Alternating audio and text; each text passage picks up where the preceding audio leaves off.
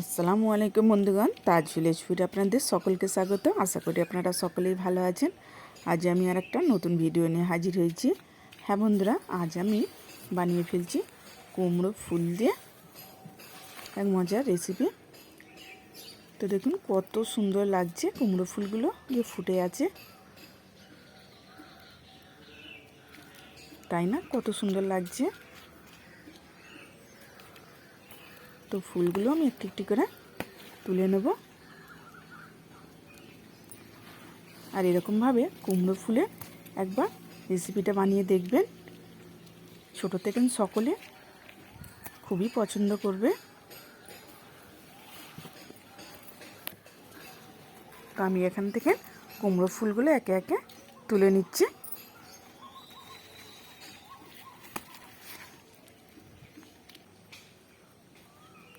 আর সত্যি কথা বলতে গাছের জিনিসের যেন এক অন্যরকমই টেস্ট বলুন বা যে কোনো ভালোবাসা বলুন, সময় বলুন, সব কিছু নিজে গাছের মতন কোনো জিনিসই হয় না, তাই না? যে এখন খেতে ইচ্ছে করলো, গাছ থেকে এটা তুলে নিলুম, নিয়ে রান্না করে ফেলুন, ভেজে ফেললুম, যেটা খুশি বলুন।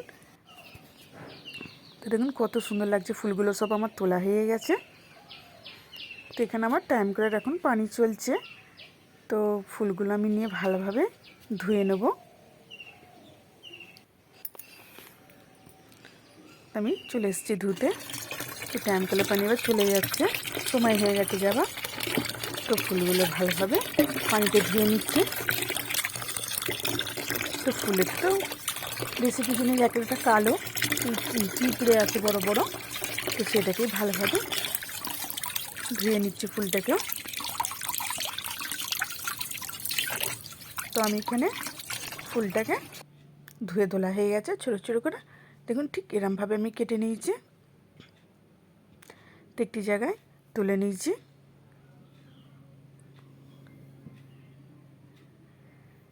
খুব মোটাও নয় আর খুব পাতলাভাবেও কাটিনি। তাই এখানে আমি দিয়ে দিচ্ছি ছোটো চামচে 4 চামচ বেসন দিয়ে দিয়েছি।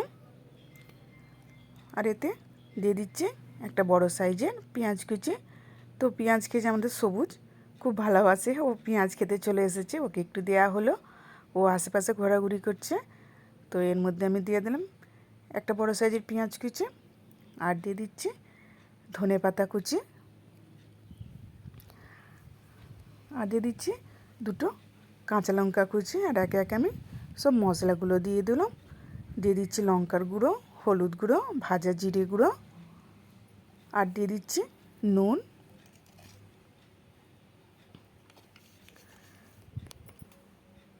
আর এর মধ্যে দিয়ে দিলাম অল্প একটু কালো জিরে। আর দিয়ে দিচ্ছি যে তিল হয় পরিষ্কার করা, বাজার থেকে যে কিনতে পাওয়া যায় প্যাকেটে ছাড়ানো তিল, সেই তিলটা আমি দিয়ে দিলাম 2 চামচের একটু কম। দিয়ে অল্প একটু পানি দিয়ে ভালোভাবে মাখিয়ে নেব। খুব চেপে চেপে মাখবো না, একটু আলতোভাবে এটিকে মেখে নেব। অল্প অল্প পানি দেবো আর এটিকে ভালোভাবে একটু মাখিয়ে নেব।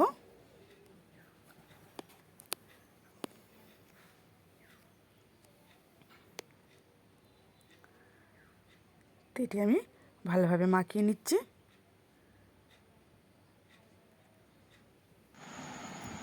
তেতে আমি দিয়ে দিলাম আদা রসুন বাটা, দিয়ে আবারও সবগুলি ভালোভাবে একটু মিক্স করে নিচ্ছি।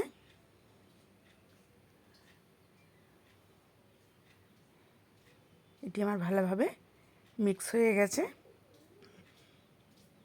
তো আমি চলে যাব ভাজবার জন্য। তো আমি একটা কড়া বসিয়ে দিয়েছি, দিয়ে দিচ্ছি তেল। তেলটা আমার গরম হয়ে গেছে। আর চ্যাপটা চ্যাপটা করে এরকম চপ তৈরি হয় সেরকমভাবে একটু একটু করে এর মধ্যে আমি দিয়ে দেবো।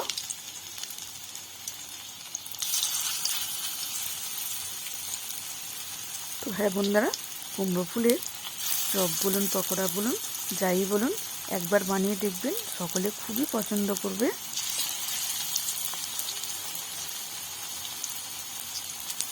তো আমি একটু একটু করে তেলেতে দিয়ে দেবো।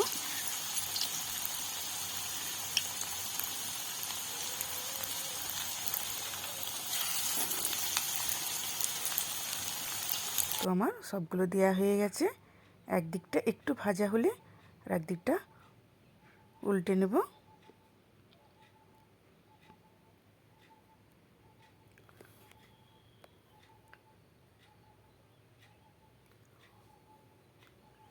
তো ভালোভাবে উল্টে পাল্টে এগুলোকে মচমচে করে ভেজে নেব।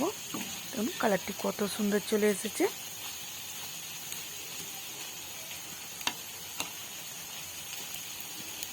ভালোভাবে নাড়াচাড়া করে ভেজে নেব। হ্যাঁ বন্ধুরা, ভিডিওটি যদি আমার ভালো লেগে থাকে লাইক কমেন্ট অ্যান্ড সাবস্ক্রাইব করে বেল আইকন প্রেস করে অল করতে ভুলবেন না। প্লিজ প্লিজ সাবস্ক্রাইবটি করে দেবেন আর বেশি বেশি করে শেয়ার করে দেবেন। দেখুন কত সুন্দর দেখতে লাগছে, তাই না? ভাজা হয়ে গেছে, দেখতে কত লোভনীয় লাগছে, সবুজও চলে এসছে খাবার জন্যে। তোকে একটু সামান্য একটু কেটে দিলাম, দেখুন ও কেমন খাচ্ছে, ওকেও খুব ভালো লেগেছে। ব্যাস আমার রেডি হয়ে গেল কুমড়ো ফুলের বড়া।